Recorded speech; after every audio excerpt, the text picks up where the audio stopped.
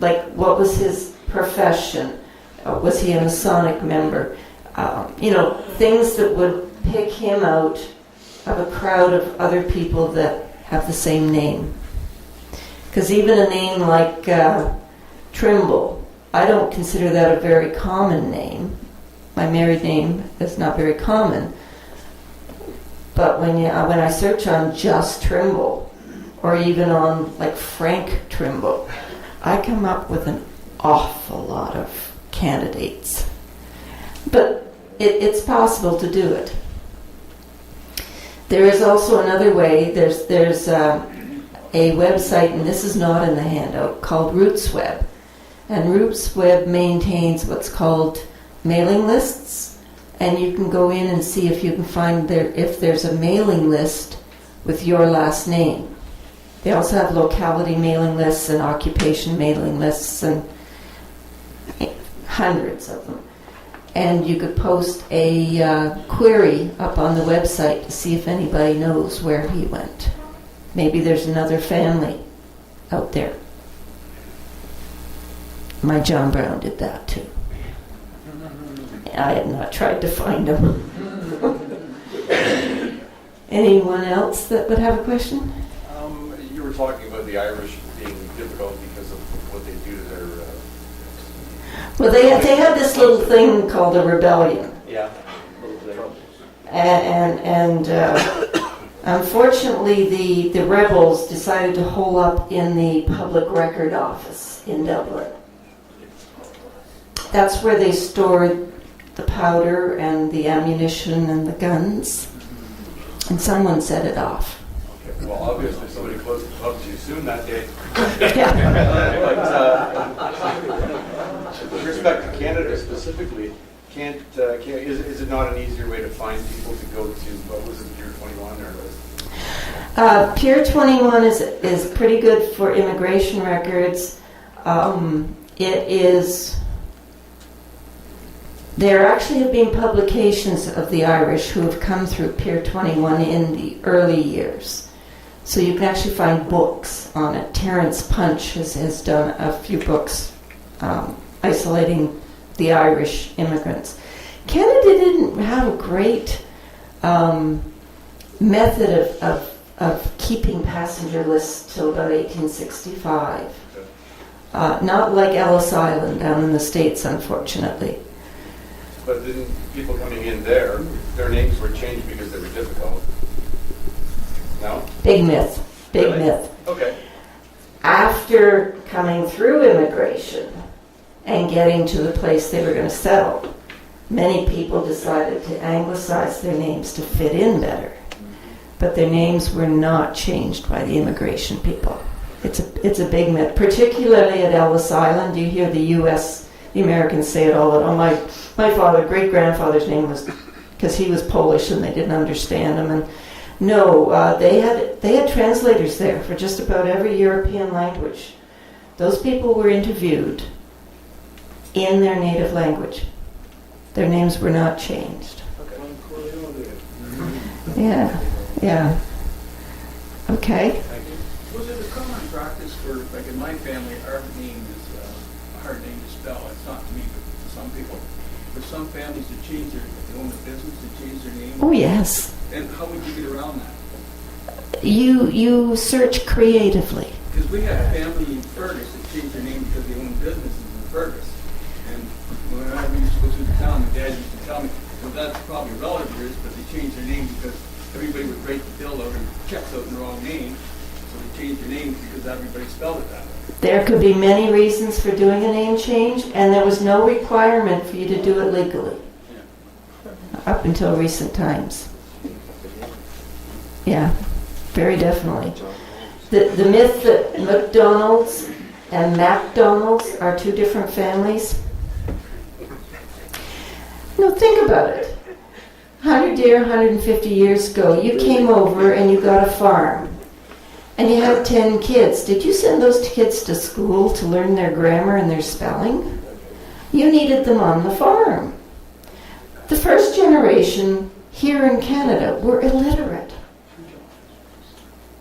And I'll tell you right now, the census takers were illiterate too, I swear it. Some of them. I've seen some really creative spellings, and you do not spell your name the way you spell it today when you do a search. You think of any possible way it could have been misinterpreted or misspelled, and you search on all of them. Okay? Even nowadays, you know, like I've been called Mrs. Tremblay. Trimble. Okay. Trimble. Trimble. You know, think of it. Any possible way they could misspell, they did it. So when you're looking at records, you don't look at the spelling. You listen to the pronunciation. Okay, they came from Yorkshire. How does Yorkshire people pronounce that name? And how did it sound to the French-taking enumerator for the census? The French-speaking enumerator. You think he's going to get it right? Not a hope. I have a couple of, my great-great-grandmother went out to, she and her husband went from Lanark County out to Manitoba. Well, Manitoba at the time, the Métis, you know? And the enumerator was French-speaking. You know how he spelled Elizabeth? Ilsabet.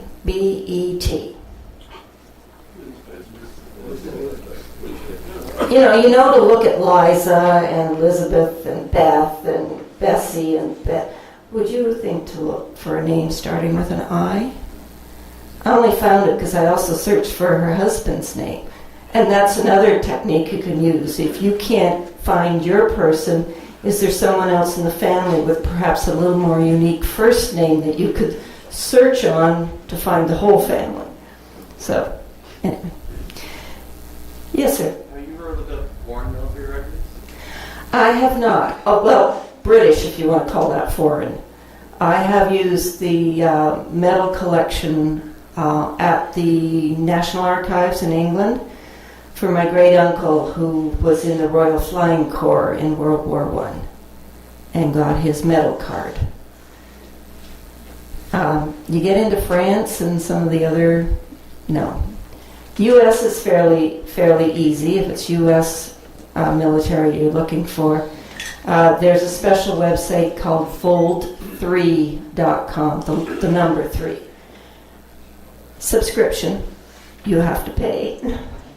But they have an incredible amount of American military records. The Americans are very, very proud of their military heritage. Oh, yeah. Okay. Yes, sir? A quick one. Is there a reputation or any of your experience where Empire Loyalists, when they arrived, then when they reported for census information after that they said they were from England instead of saying they were from I have not actually seen that. People were very proud of being United Empire Loyalists. Now keep in mind, Canada's censuses did not start till 1850, and they really weren't Canada. They were the colony of Upper and Lower Canada. Didn't really list everybody's names until about 1851.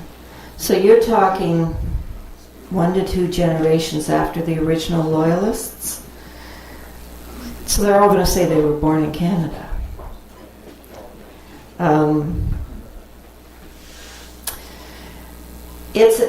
UEL research is kind of a specialized field because of that first 50 years where there isn't a lot of records left in Ontario.